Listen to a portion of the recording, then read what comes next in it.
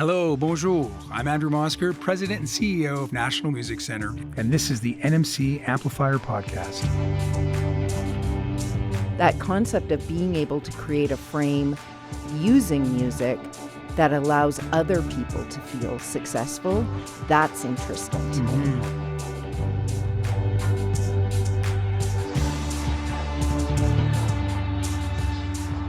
Hello, welcome to Amplifier. I'm Andrew Mosker. I'm the President and CEO of the National Music Center, and this is our podcast. My guest today is none other than Jennifer Buchanan. Jennifer is the founder and visionary architect of JB Music Therapy, a music therapy company that has been instrumental in the implementation of hundreds of music therapy programs in Canada for 30 years, and that have been thrice nominated for the Community Impact Award by the Calgary Chamber of Commerce, among many, many, many other distinctions that Jennifer holds. Jennifer is also an award-winning author and has written 3 books, Tune In, Wellness Incorporated, and most recently, one that my favorite that has certainly had an impact on me, Wellness Well Played, The Power of a Playlist. It's great to have Jennifer here in the National Music Center podcast studio. Jennifer, welcome. Thank you so much for having me. Jennifer, you've been a music therapist longer than most people have ever heard the term, and music therapy has become more mainstream in the last few years. You're a published author of 3 to 4 books. And I also wanted to, really talk with you about how music and healing have been so central, not only in your life, but how they are becoming more central in the times that we're living in right now. Here at National Music Center, we created the National Music Center many, many years ago because we believed in the power of healing, and we believed in the power of music to heal and bring people together. Part of the initial idea to put a National Music Center in East Village, where we are sitting doing this interview right now, was because at the time, East Village was considered a dangerous place in Calgary. And I remember people saying to me, "You really think it's wise to be putting a National Music Center in that neighborhood? Like, it's kind of scary there."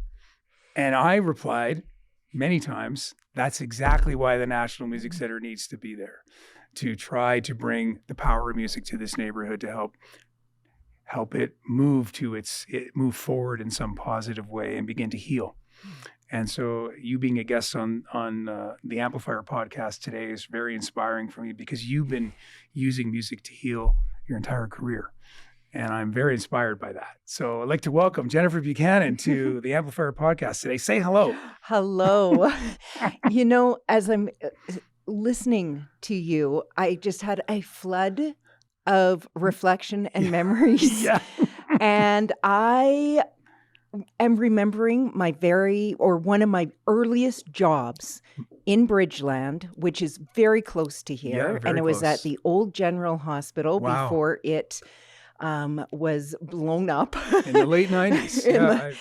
And I was there in the early 90s. This would have been before the MRI, which was significant because that's when we started getting all the brain science. So prior to the brain science, we were working clinically. I was at the hospital.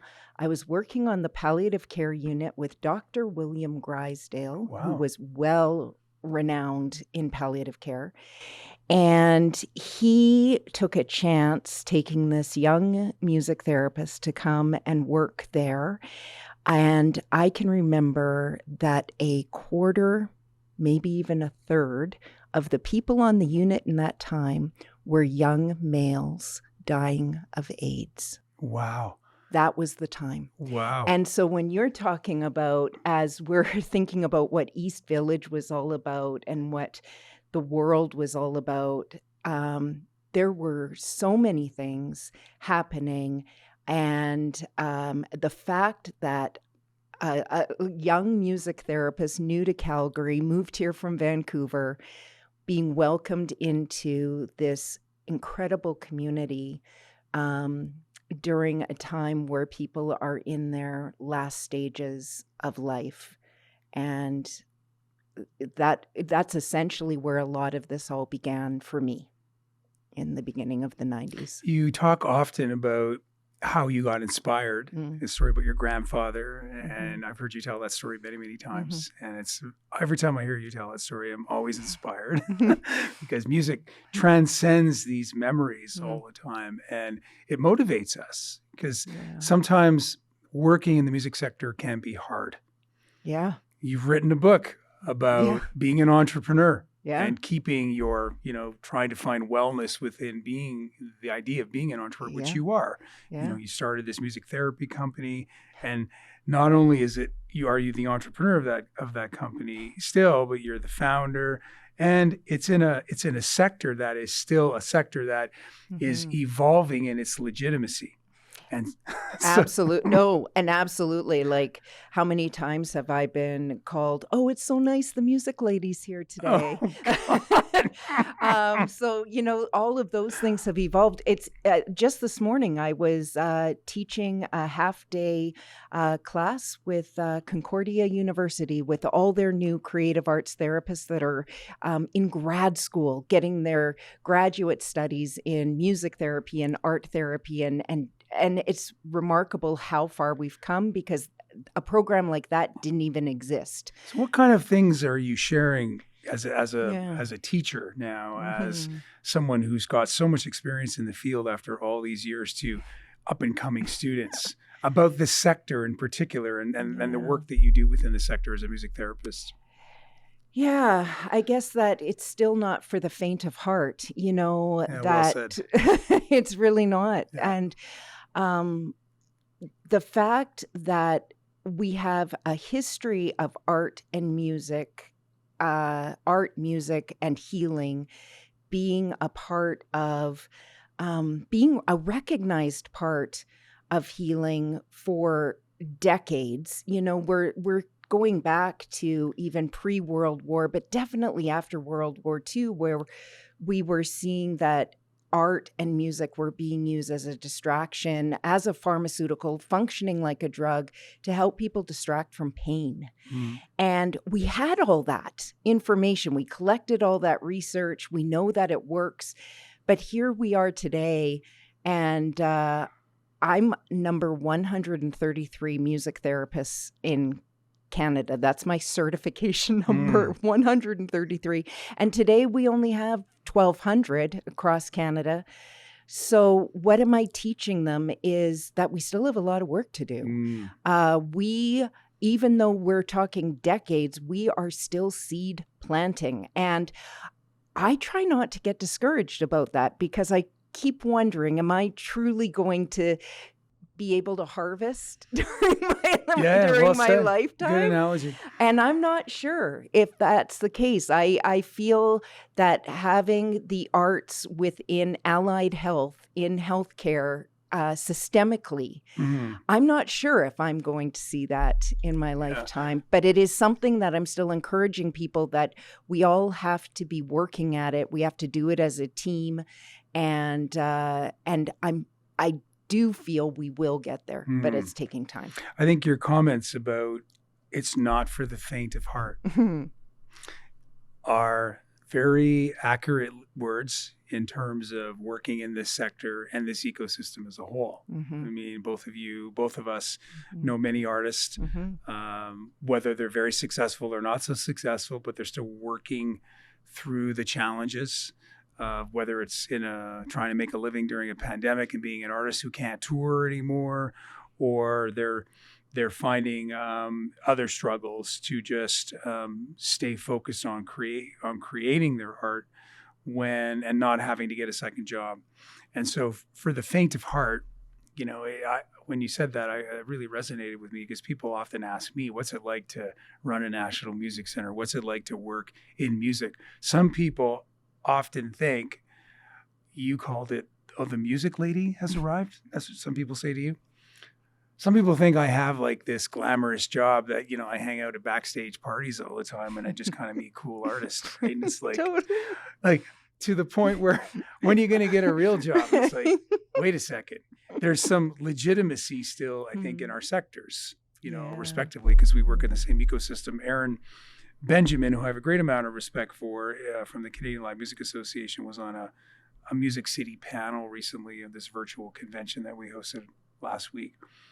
And she and her advocacy with the federal government, or even the Ontario government where she's based, still comes up against this notion of legitimacy. And so I think it's not for the faint of heart.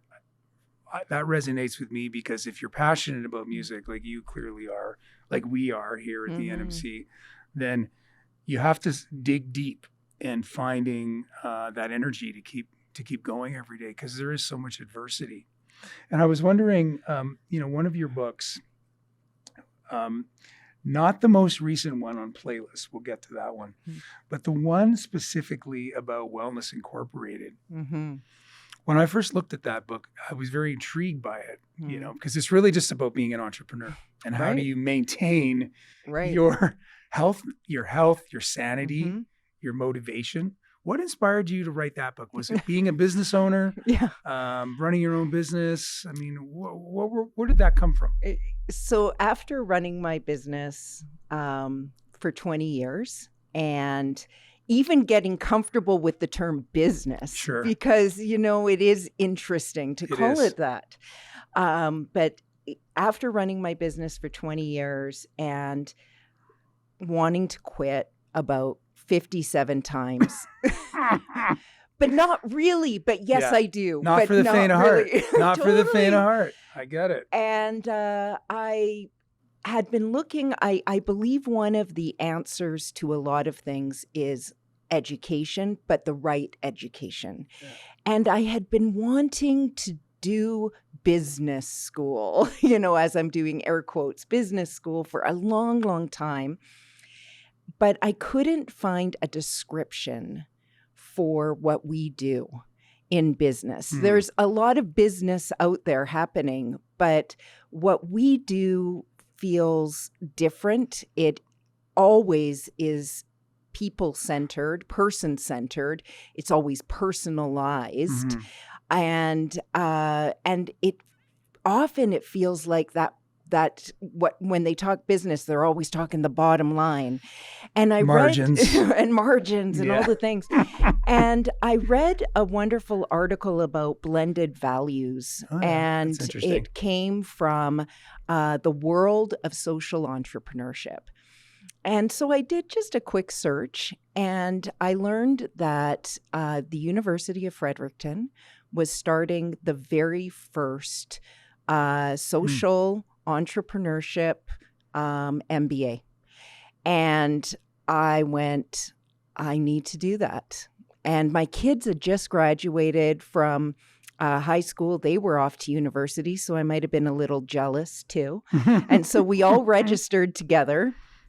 And I took the program, and as I was writing it, I asked every prof, can I write this paper about my work?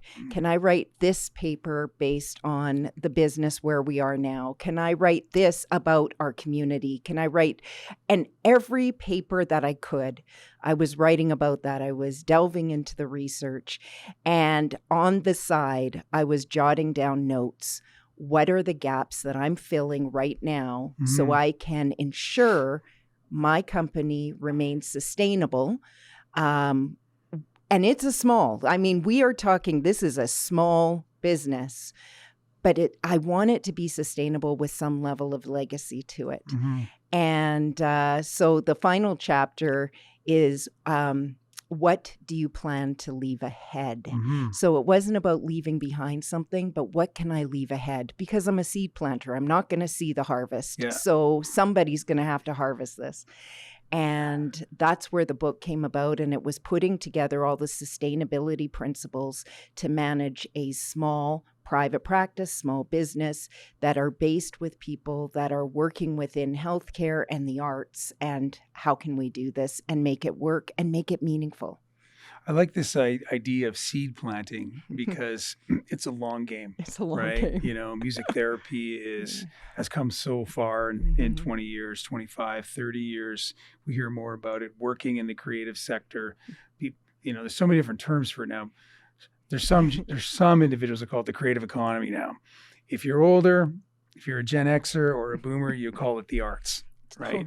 Totally. And then there's the music industry. Yeah. right? And interestingly enough, there are artists and people that work in this ecosystem that work in all three of those sectors. But I find that we come up with different terminology because we're thinking about the future, Right. planting seeds about the future. Right. And we want to make sure we've got the right language to ensure that it resonates with the right people Right. so that it will survive in the future. Do you know where I heard about music therapy the first time? No, I where'd you don't know hear if about I've told you about No. that. MTV.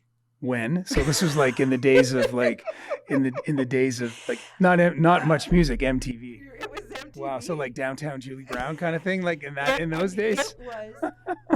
It was. They were sharing a special 1-hour program Oh wow. that Paul McCartney was on. Oh, interesting. Wow. Right? And it was this bridge of showing music in the UK, but in other places as well, and how it could be used within the healing environment. And I saw that after Granddad's story, Yeah. and spending time with him with music, I connected, and my granny connected. Granny also wrote my reference letter to school. Did I tell you that? No, you didn't. Good for her. Granny, I know. I don't know how they let me in.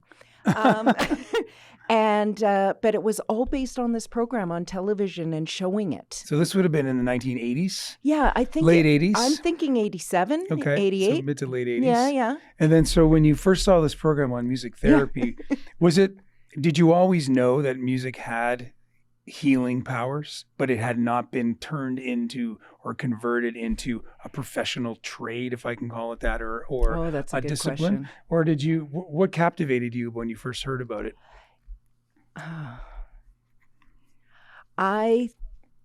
That is such a good question. I think the spin of where it's not about, for me, in my case, that it's not about performance. Mm-hmm. It's not for me to project outwards. Yeah. It was about working with somebody else. The program, it centralized, one of the pieces centralized around working with a young girl with Down syndrome, Mm-hmm. and creating the environment where she had the opportunity to create music. I see. And she was not able to use like words, and yet she fully communicated. Mm. And I can remember watching that and thinking, to be able, and okay, so I'm saying I'm watching this and this is what I thought, but to be frank, I probably wasn't thinking this at all, but Mhm. looking back on it, I am. That concept of being able to create a frame using music that allows other people to feel successful, that's interesting to me. Mhm. Helping others connect to their music, those that might not even think they are connected to music, Yeah. that's interesting to me. Mhm. And an opportunity to be able to do that more. Yeah. That's again, as we're talking about exploring the power of music and music therapy, it's interesting, those 2 points, showing someone the way through music that could lead to healing when they're not aware of it, Right. which is very interesting because I think for those of us that work in this full time, Mm-hmm. yourself, myself, Mhm. others, we know that. Mm-hmm. We understand the power of music. Mhm. We live it. We've committed our lives to it. We've written books about it in your case. But helping other people see it is a different, I don't want to call it a different problem, a different challenge, different opportunity. What was the first or second time that you really knew that you were onto something in terms of this chosen vocation as a music Mhm. therapist? Was it getting a roster of your first clients and doing it yourself? And like, so what was that feeling like? Okay, I do just feel like all we're doing is dating me. Pre-computers, pre-email. Remember Mhm. when we didn't get 75 email a day? I remember when I got no email When every there day was because no no one had there my was no address. Right? That was such a good Yeah. time. Anyway, Yeah. before all that, I went to the Signal Hill Library Okay. when I had first just moved here to Calgary, again I actually was from Langley, British Columbia. And I went to the library and I knew I needed to find a first client. Like, how do you find a first client? It's not Do it like for free. do Give away, it, give right? away your Give away services your for free. service, like the Volunteer. fee. Yeah. Right? And I went there and I was talking to the lady behind the circulation desk, and I started prattling on around how I was describing music therapy, and I wouldn't have been good at it. I would have just been saying, this is what my schooling has been. This is who I want to work with. And she reinforced that. She says, "Who do you want to work with?" And she repeated it a few times and asked me a few questions around the who. And that's the beginning of your business plan. You have to know who you're going to actually be working with because you need to learn that language. And she went behind the circulation desk and she pulled out something called the Blue Book. And my understanding is this Blue Book existed all across Canada in all of the cities and towns with a list of all the healthcare organizations divvied up by different population groups. And I couldn't afford the 25 cents to photocopy. So, your full scap, you bring out the full scap and you start writing it out. Wow. And I called the first place. So to answer your question around what happened, I went to the very first group home, which was Scenic Bow Legion Group Home number 108. Wow. Great memory. And I went there and I had a small group of individuals with who lived together.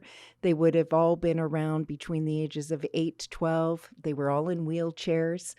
There were vocalizations, but not verbalizations. And we put everyone together in a circle, which sounds so simple now, but they had never done that before. Put them all into a circle, and I was there with my guitar, and I had a few instruments with me. And I went through the program plan that I spent probably 3 hours planning the night before because I was so nervous. And afterwards, the feedback was, we never heard Jay make that sound before. We never heard C reach out and laugh like that. We never heard. And you started hearing the benefits. They were telling me what they were. Amazing. So you were leading them there. Right? You were leading them there. And from that point on, you just decided that you were hooked. That was it. And you wanted to keep going. That was it. Amazing. And if you look, when you fast forward to today and into the future, when we think about the power of music in the society that we live in now, here in the West in particular, but not only, because I think in the West where we live in this incredible melange of so many different cultures, and now we're dealing with reconciling so many issues, so many issues. And where do you think music can play a role in strengthening our tolerance, our ability to respect each other, work with each other within a given locale? Where do you see music and your training and the things that you've observed in those early days of music therapy, your practical experience, and sort of leading to some of these contemporary issues around diversity, equity, and inclusion, truth and reconciliation, and just even in general wellness as a whole? I know it's a big question. We can continue the rest of the conversation, from that perspective, because the NMC is very much, I would say the National Music Centre is very much of the same ilk, in that this is a place for Canada's music. Yeah. And this is a home for Canada's music, whether it's telling the stories of Hall of Famers and how they have overcome, in some cases, tremendous adversity to create work that has had a significant impact on millions of people's lives, to school-age children, to youth at risk who are just learning about themselves through music. They may be in a program, Jam Club, one of our programs, learning how to play guitar or keyboards from a very rudimentary age, but in so doing, they're building community and confidence. So we too try to aspire to build community through music, and I'm just wondering where you see some opportunities in the future. Right. You know, I mean, because when I think of music therapy is so broad now. Yeah, so You know, broad. well, what do you think where some of the future opportunities and excitement lie Yeah, in like healing with music and music therapy, broader speaking? and becoming that bridge that Yeah. we're all looking for now. And I mean, I'd like to say that it can be a big contributor to that. I feel when it comes to what I love mostly about music is how it does keep me curious. Mm. Um, you were talking about why the power of a playlist right now, and I just it was because at the beginning of two years ago, where I saw a group of people in Italy on social media singing songs I did not recognize Mm. at all down the streets, just vibrating against the cobblestones. This is in the early days of This COVID. was the early days of COVID. So around Really, 2 years ago, right now. totally. Yeah. And they were singing in a language I didn't understand together. And at the same time, you were seeing these images of people who have passed away being put in ice trucks. And there was something, and how many people were dying in that moment. Mm-hmm. And I didn't understand the music. I didn't understand their history, what they were going through. COVID hadn't hit here in that way yet. This was new information. But when they were sharing their song together that they knew and all singing, you could feel that it was bringing them that sense of grounding and understanding amongst one another. And when I think about what music can do, I can't help but think that we've just come out of this period of reflection. We're doing that today where there's so much reflection happening, and we're thinking back to the music that brings us comfort.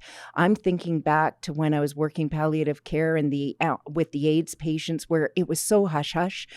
I couldn't talk about my work back then. It was not something we were discussing, and people were dying privately and quietly. We're louder now because of so many other things. People are talking about all what's been on their mind, not just the last 2 years, but the last 20 and 200 years. Everyone's talking about what's been there.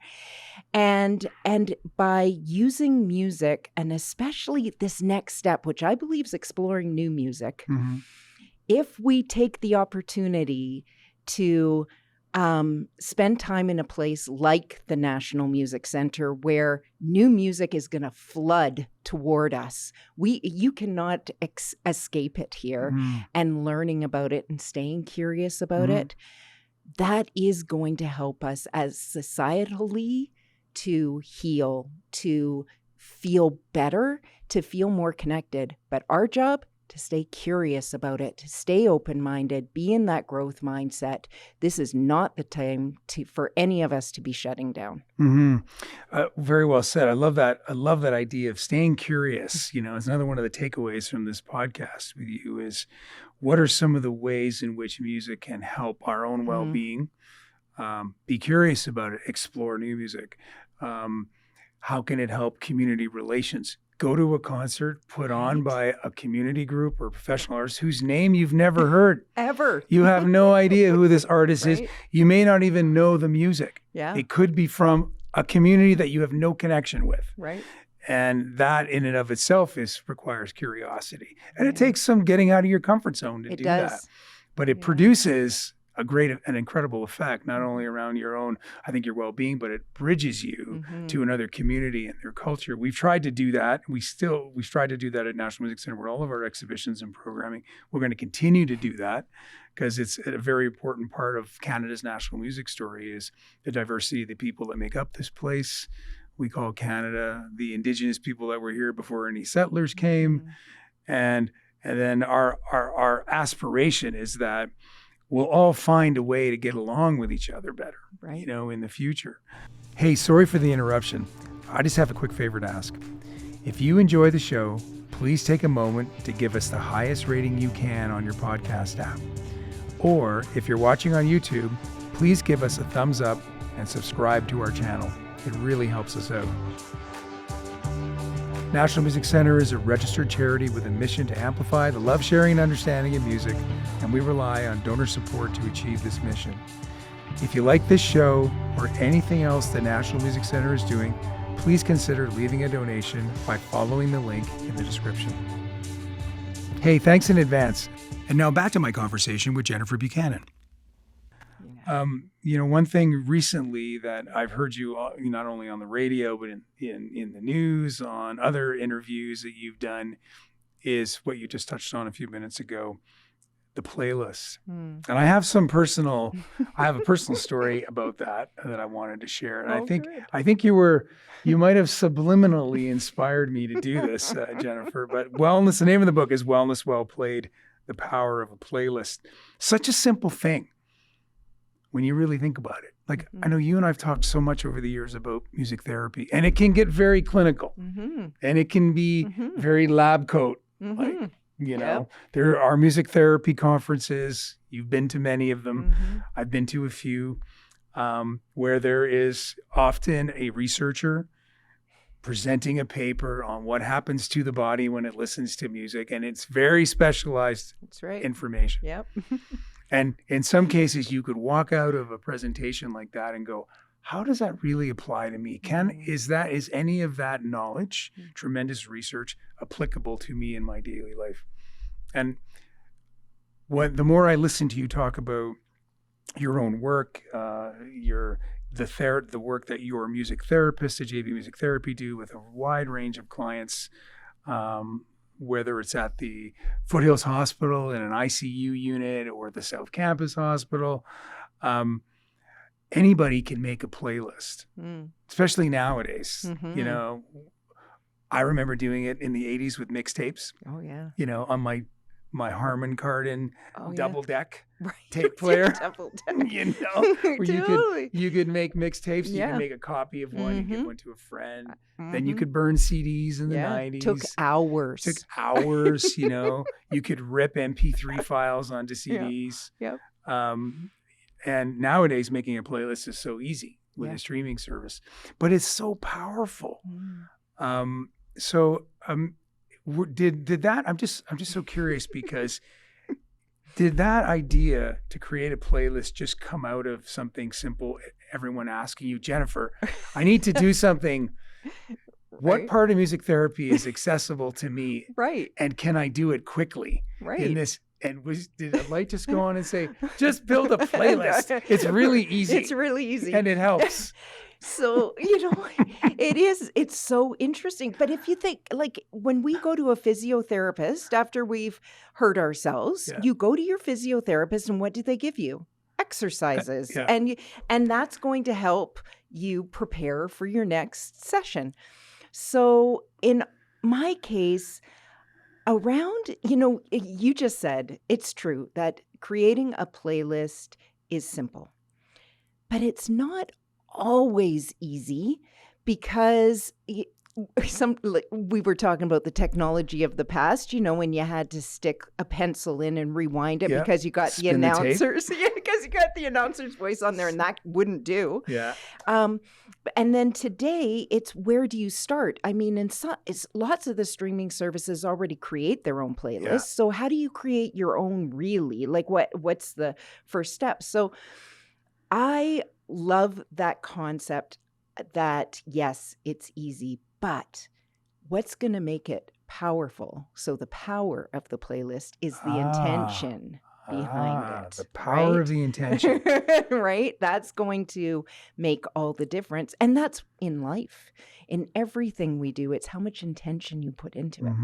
So, one of the playlists that I worked on myself, and I really did work hard to go through them all. And during COVID was a great time for me to do this for myself, because I was trying to save my company. I was trying to encourage my staff. I was trying to keep myself healthy and not eat too many cheesies and wine gums and wine. I was trying to do all these things.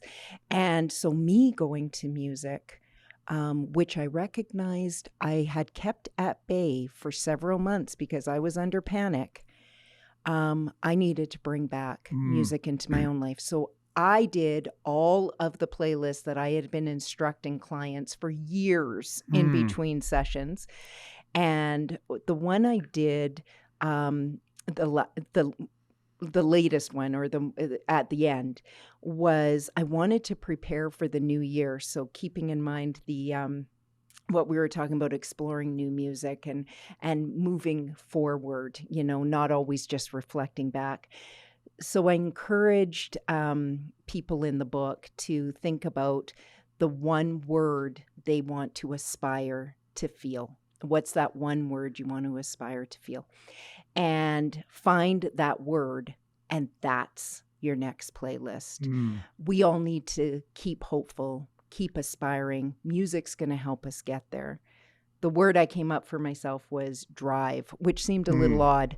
odd because it didn't quite feel like a typical feeling I have, but it was feeling what I was losing. I was losing my drive, Mm. Interesting. and I wanted it back. Interesting. And I then started playing around with that metaphor. So moving on from the seed planter and the Yeah. harvester, Yeah. but Drive. moving into the metaphor of, as someone who's going to drive my own dream now, Mm-hmm. I can pull over when I need to. Mm-hmm. I can refuel as I need to. I Mm-hmm. can park it in the driveway for a little while, Mm-hmm. but I do have to keep moving and Mm-hmm. going further. And so I put an entire playlist called Drive the Dream. And as much as it sounds so simple, it has meant so much to me. I am listening to it at least once a week. I have it on during certain activities that I'm doing to remind myself that I'm still in the driver's seat Mm-hmm. and I can still keep moving forward. The concept of driving for your playlist, I'm curious, not only for myself, but for our listeners' sake, and this could be a combination of new music, it could be Yep. a combination of Mhm. some older music that has momentum built Mhm. into it. Just a little bit about the Yeah, detail in the actual playlist Right. itself. All groove. All groove, So okay. groove all of a sudden became my driver. Okay. And so it's from a variety of intersections of genre. But it had to have a certain groove that was Okay, going good. to it, Like a and a certain certain tempo. totally. Okay. And it really, so long as when I hear each of those songs, I feel like, oh yeah, I got the groove. I got the drive. It was able to make it to the playlist. Where this can become hard for playlists is when you've got favorite songs that you feel Yep. should be on there, Mm-hmm. but you realize they don't fit. The guilt you can feel removing your favorites Mm. is really hard, but stick to your aspiration and the feeling you hope to achieve. I love that. Love that. So you inspired me, obviously, and you I know, have. I'm excited about You your have. story. You've I want your inspired me. story. I mean, I've been inspired by your work for many, many years, Jennifer. I mean, I think you're just some of the themes that are coming out of this podcast around "It's Not for the Faint of Heart" is one theme about a life in music. Is not for the faint of heart of any kind. Music therapists, being an artist, being a session musician, being a singer songwriter, a composer, a violinist, running the National Music Center, raising money Right. for Right. music, charitable Right. objectives. Yeah. All of it All of it. is challenging, and it's Mhm. not for the faint of heart. Mhm. And yet I say that with great respect, to individuals, young and old, that want to come into this sector and be part of it, because it may not be for the faint of heart, but it's so good when you're in this sector because it's such an amazing sector, Right. because music is such an amazing thing to be a part of. Right. So my playlist example, inspired, I would say, partly by a lot of the conversations you've had about your new book. I didn't realize, you touched on another theme a second ago, I didn't realize that I needed a playlist to get through a challenging period in my life. Even though playlists have been part of my life my whole life, music has been a part of my life as it has for yours, as long as I can remember, from the mixtapes to ripping MP3 files off Napster, to you name it, to having my own vinyl collection and keeping my own vinyl collection for all these years and taking my So parents' vinyl collection after they had passed away from the house I grew up in, which leads to me to this story. The effects of COVID, and again, you touched on it, are not unlike what a lot of us have faced during this pandemic. The impacts to the ecosystem have been transformational and not always in a positive way to the music ecosystem. And running a venue whose entire premise was entirely based on gathering people in a space had a very, very challenging impact on us here at the National Music Center, let alone festival organizers and other venues, and large and small, across this country and around the world. And many of us who were, had built up these organizations over a period of time and hired staff and volunteers and raised money, suddenly were faced with this wall that seemed impenetrable, and it didn't seem like, no matter what we did, dig under it, try to climb over it, break a hole through it. There seemed to be another wall beyond that. Every day, it seemed like. Intentions weren't enough. No, intentions weren't enough. And then so late in the fall of last year, I started to hit a wall like you, actually, You had mentioned you had lost your drive. I was feeling like I was just looking for inspiration, continued inspiration. I was running out of places to find it. Right. It wasn't around, and it wasn't as abundant as it once was. And this weird thing happened. I have a lot of vinyl records at home, which many of whom were owned by my mom and my dad, who are both no longer with us. And then I just started to reflect at a time, because I wasn't able to see my family, right? A lot of us weren't able to see our families for a long period of time. So next thing you know, I just put on a Nat King Cole record, one of my dad's records, and then one of my mom's records. And one thing just kind of led to this other thing, and this journey began. And it was this strange journey that was entirely guided by the music that was played around my house as a kid growing up by other people. These were records that I didn't own. I was too young. I didn't have any money to buy any records. This music was forced into my ears by my parents and my 4 older siblings. Right. But for some reason, a playlist ensued for me, and I found incredible comfort from that playlist at this particular time. It was really, I was really grateful for it at a time when I really needed it most. And because I had lost a part of myself. It was gone. It wasn't gone. It was quiet. It was dormant. Right. You lost your drive. So I had lost not my drive. I had just lost my inspirational thread. And I was like, I need to keep it going. And in a position like yours, you need inspiration. I needed it all the time. All the time. Like we were trying to, and it's in the cases of NMC and like everybody else in this sector, in this ecosystem across this country, we were just trying to make sure that we survived.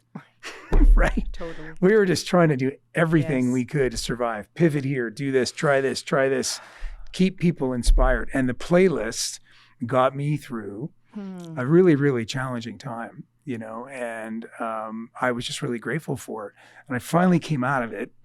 And I know we wanted to set up this interview, and I'm like, Jennifer has to be our next guest. Because this book, Wellness Well Played, The Power of a Playlist, I can personally attest to it being really important in certainly my life as a music person, my family's life, our work here at National Music Center. So I just wanted to thank you. For that. And thank you for sharing that. Oh, you're welcome. I mean, I wrote a blog about it Yeah. on the NMC Amplify blog post. I felt like I needed to do that. I talked to my comms team about, I said, hey, look, I got this story I really want to share. Let's do it for Bell Let's Talk Day. I'll just get it out there. They helped me edit it down. I wrote out the playlist, and the playlist could have been like 500 songs, but I pared it down to just like 10 or 15. And it's been a life, it's been a, I don't want to say lifesaver for me, but it's been a way for me to find inspiration again. And that was strictly around nostalgia. Yeah. And I'm like, I pride myself on listening to new music all the time, but Yeah. nostalgia That was in this important. time really made a difference. So you were Mhm. inspired by grooves Mhm. to give you drive. And I just wanted to Mhm. share this story with you about, for me, it was nostalgia for this period of time because I hadn't seen my Yeah. family, enough of them in Oh, a while. I I was love missing that. my mom and dad. Yeah. And Yeah. I was just looking for something Yeah. and I found it. So Oh, the playlist worked for me, oh, that's Jennifer. such good news. And I can't Oh, recommend to listeners out there today who have not tapped into the power of a playlist, how important and how valuable it is. And you said one other thing prior to your lead up on the playlist was, I think a lot of people in our line of work in this ecosystem we call music get into it first as music fans. yeah. You know where I'm going with this. Mhm. And then suddenly we get busy on working on the ecosystem Totally. and we lose Yeah. our connection. Yeah. And you mentioned it earlier that you had to rediscover it. And I have to keep rediscovering it. How hard do you find it is to do that with all of your responsibilities as an entrepreneur and a business owner? Yeah. You know, it's interesting you're asking that because I actually do find it hard. Mm. And I don't want to carve time out. That just sounds like it becomes You don't want to schedule it. Yeah, I don't want it No. like that. But what I am learning is there's an art to a lot of the things we do, and we need to see the music within it. Mm. And so whether it's the art of business, the art of networking, the art of talking, you know, that there's music in all of these moments. And what I am needing to do more, and that I have been doing now, for me, it's singing. I've been leaving the singing to my team. I've been leaving the work to my team, the music part of the work to my team. Mhm. And I've been missing singing. And I had this vision of, I saw this image of someone with a microphone. And I was putting together just some pictures, but there was this image of a microphone that kept coming back, and I went, I don't want to miss out on the opportunities of singing when I can. And that doesn't mean in front of people, and that doesn't even mean necessarily at work, although I do it at work, but it's the singing in my office by myself when I need to, and enjoying every second of it. And I'm looking up and I'm seeing Joni Mitchell up there, you've got up there, and thinking, you know, she often comes into my playlists. And so as I'm singing, but I don't want to go through this lifetime not also making music as a musician, but as just someone who makes me, as a human who makes music. Yeah. I don't want to let this world pass me by. Good. I'm glad to hear that. Keep Yeah. singing. Keep and, singing. Keep don't lose that connection as to why you got into music Right. therapy in the first place. Yes. You know, or in with the case, granddad singing Exactly. at the bedside. Exactly. And the screaming lady who started singing with me. Yeah, exactly. You know, I think about how many hours I have spent in a practice room playing scales, you know, Right. and when I was in music school. Oh, And hours and years, it seems like. And just to have kind of put that aside to work on National are Music you Center. getting time to do that yourself now? I've rediscovered time. I'm making time. I'm not Yeah. scheduling it in, No. but I certainly The have some making musical time. goals. I like that. Making time for Yeah. it. You know, you touched on another point earlier about this blended values. Yeah. And I'm keeping a running list of all of these takeaways from this podcast here around curiosity, blended values, rediscovering the reasons why you got into music in the first place, not forgetting that, reconnecting with music, building a playlist, and the power of that. And I think making the time to have fun, because So good. working in the music sector is not for the faint of heart. Totally. It is challenging. Yeah. So making sure that you've rediscovered the fun Yes. of what got you inspired with music in the Yes. first place. you know? It's interesting. We were talking about clinical experiences and wearing the lab coat and all. Yeah. One of the goals you will rarely see a music therapist write down is fun. But I've often wondered, why not? Yeah, that's a good point. Why shouldn't fun be one of the primary goals Absolutely. of when we're working with people? We don't have enough of that. No, we don't. Yeah. We don't. I mean, I think sometimes we're pretty buttoned up Yeah. as a community, and Yeah. and we're so serious, right? Yeah. And the fun part of it is really it's like a playlist. It's simple. Right. It's simple, But it's not easy. but it's not easy to It do. is not easy to do. I wanted to just shift gears a little bit as Sure. we sort of move through this really exciting conversation about the broader implications of music on healing, and bring it into East Village where we are right now. I kicked off this interview talking a little bit about the National Music Center and how we ended up in this neighborhood very intentionally. Mhm. It was not, oh, here's this piece of land, go build here, you have no other choices. No, we selected this land here at the site of the old King Eddie Hotel in Mohkinstsis, Calgary, at the crossroads of the Bow and the Elbow. Very sacred place with thousands of years of history, Indigenous history, and more recently settler history, because we felt that we could live this vision of using music as a catalyst, of which healing is part of, to build this National Music Center. And I'm wondering, do you see as someone that lives in this city but has a national reach, do you see music therapy becoming something more in terms of its legitimacy? And do you see yourself getting busier on the speaker circuit because more people want to learn about the work that you do? Equally, what we're trying to do here in East Village is bring more people to this neighborhood so that they feel safe coming here, and that they feel like there is something of value to see here. There's an education gap that still needs to be created for this neighborhood, and the work that we in the public library and others that live in this neighborhood, live and work and play in this neighborhood still have to do.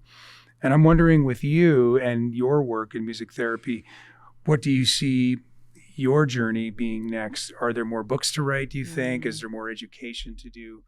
What's giving you all this drive that you now have from your playlist? Now, how am I going to use that playlist? Yeah, how are you going to use that, and particularly to help the part of the music ecosystem that we work in together, the music therapy side, to evolve into its next place so that it could become better and maybe more accepted? Yeah. Have you given that much thought, or are you? Yeah, no, it's very good. So, it's interesting because there was something in the early days where it was easy to, I'm using air quotes again, sell music therapy when, oh, that's nice that you're sitting by the bedside with someone who's dying, or, oh, with the little kids. Oh, yes, I can see how much they would love that. Or, oh, that's nice that you visit the elders, in long-term care. They need the company. They love music. So you would hear that frequently. If you would take it out of those areas, those sectors, you would often hear, oh, that's quite, I don't know if this is a clinical term, but woo-woo. People would think it was a little woo-woo. And you wondered, how are you going to get to the step and where people are recognizing that music penetrates areas like corporate wellness, like and even if you're looking at bottom lines and you're not looking at blended values, but you're looking at bottom lines and recognizing the capacity music can help with productivity, and the capacity music can help with company culture, and all these things that people are interested in and thinking about and talking about, and that music, it has a level of accessibility and a level of connection to most people. It's a resource. Let's use it. So yes, would I like to be working more with diverse sectors? Absolutely. I do not believe it. I believe it's innately human that if we learn to use the right music at the right time in the right way, incredible things can happen for you, your families, your organizations. And we need that more than anything right now, I am feeling. So having music at the table in city planning. That's right. Having music at the table when city agencies are planning tourism opportunities. At the education level where it's always been. Yeah. However, maybe at a level higher up on the agenda. Let's make it absolutely.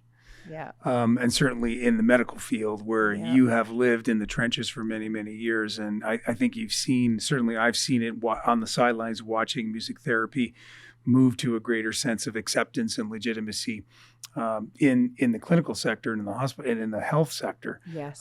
For the listeners today, National Music Center works with JV Music Therapy to sponsor 2 music therapy programs in 2 hospitals in Calgary, one at the Foothills Hospital and one at the South Campus Hospital. Tell us just a little bit about that, because that's a real program that's happening today that we work on together. In a real medical place. Yeah. So you were saying earlier, all through the pandemic, we were on ICU. We had a music therapist on the ground working with people on ventilators, going with their heart rate. You can well imagine that when you are not able to respond and you're scared, that music can provide that deep sense of comfort that you need and familiarity you need. So we made sure we had someone right on the ground. We've been on the burns unit. We haven't been able to be there quite in person. So we have a little robot that goes on and they can see us on the robot and we can wheel up to people while they're in the burns unit. Highly vulnerable group. We've been working just nonstop in neuro rehab. And in that unit, we have been asked to provide the only group programming they've been able to have throughout COVID. And this is where we will also have family members beam in through iPads so they can be a part with their loved ones during the group setting. And music, again, has this incredible capacity to be connecting.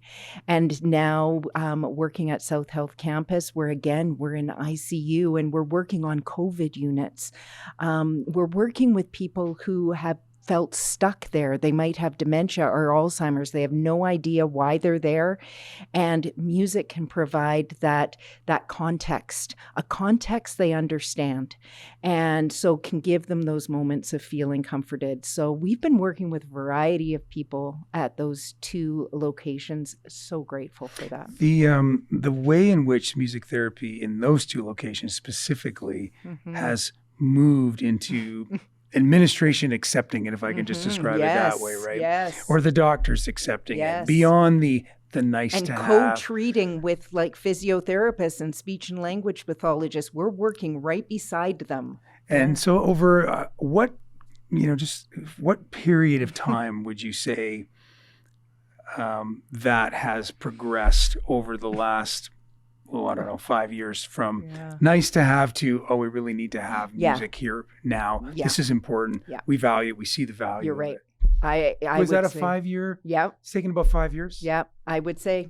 And I think that's pretty remarkable. And I do feel that we feel, and again, it's a team, it's not just me, it's an entire team. We are feeling entrenched with the other professionals and the patients and the bigger system, and people are asking us questions and they want to learn more. That's fantastic. I mean, I think it's great to see and hear this, because I think some of the subjects that we talked about today around legitimacy and time for the music sector ecosystem to be seen as an important force in the development of our civilization. Yeah. Like, many people over the history of time have written about the power of music. Way older than you and I. Totally. Who walked this earth hundreds of years ago. Yeah. And so this is not something that's new, but it has taken time for our civilization to accept it as a legitimate force for good. Yeah. Beyond entertainment purposes. Yeah.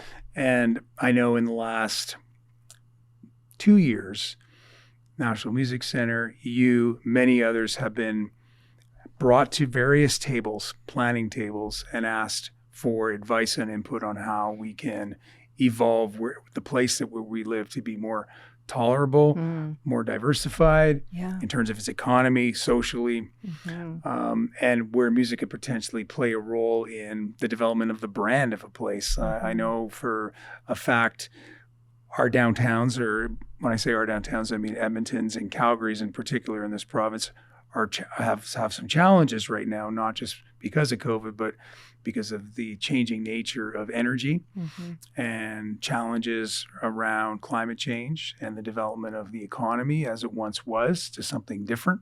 And this has had an impact on the amount of people in our downtowns. And we've been brought to the table. Music has come to the table with planners, with real estate owners, with developers, with lenders, and being asked our opinion about can music help the future of a given downtown. And I think I wanted you to tell that story around how music therapy has moved in the hospitals over the last 5 years, because are we seeing a greater acceptance around this ecosystem and art form that is not for the faint of heart? Right. Normally, right? Right. Are we? And I think we can speculate on it. I hope so. I hope so. It feels as though It does. It feels there's some movement. And and I guess it's not maybe going as fast as we had hoped over time, but it's moving. It is moving. It is moving. And rarely will you ever hear woo-woo anymore. I wanted to thank you, Jennifer, for sharing your stories today. I mean, we could talk for another 5 hours. We've known each other a long time. You've done so much great work in your career, and you still have a lot of runway ahead of you. And I'm glad you found your drive to keep going. It's super important. And tried today to amplify Jennifer Buchanan's story and the story of JB Music Therapy as an important emerging part of this broad music ecosystem that we all live in and thrive in, to share with you the incredible power of music and the way it can impact people who maybe aren't expecting it, whether they're in an ICU unit, whether someone like one of your music therapists is leading them because they are recovering from a car accident, or whether you're sharing with someone who's suffering from mental health and feels very alone, that a playlist with intention can really bring them out of a dark place. And I like to say that, we have to remember a song is never just a song, and a playlist is never just a playlist. A song is someone's meaningful moment, and a playlist is someone's story. And we have a lot more stories to tell. Wow, well said. Very well said. In terms of some other themes that I just wanted to remind everybody that you shared with us today as takeaways, I think curiosity as it relates to music, you shared that is incredibly important. 2, you shared rediscovering your passion for music. If you work in this ecosystem and it's a challenge, you have challenges. Don't lose your connection to the reason why you got into it in the first place. Keep singing. Keep singing, right? And I think this idea of, even though it's a difficult sector, not for the faint of heart, the benefits are so worth it, and the world needs more music. For sure. And I think it's really up to those of us that work in this sector to lead others, to show them what power music can have in transformation, whether it's a community, a city, a downtown, their own personal well-being. Keep seed planting.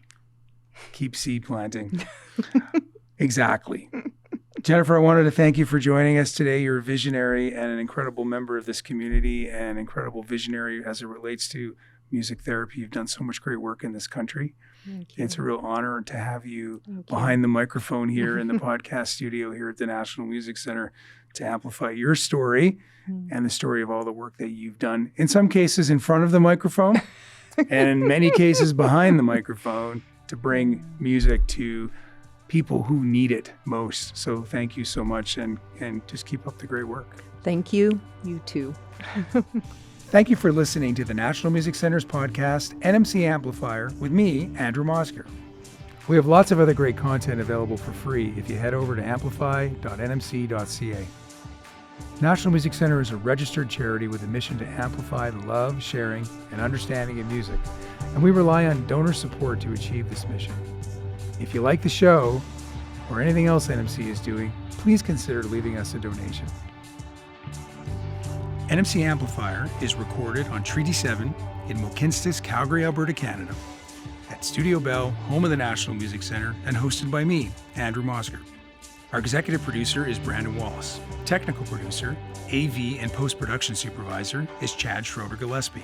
Video and audio production team include Raphael Salas, Phil Jukes, Caden Chenoweth, Matt Feature, David Katibu, and Jacob Barton.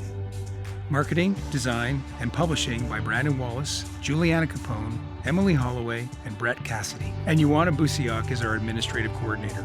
To learn more about National Music Center, go to studiobell.ca. Thanks again for tuning in.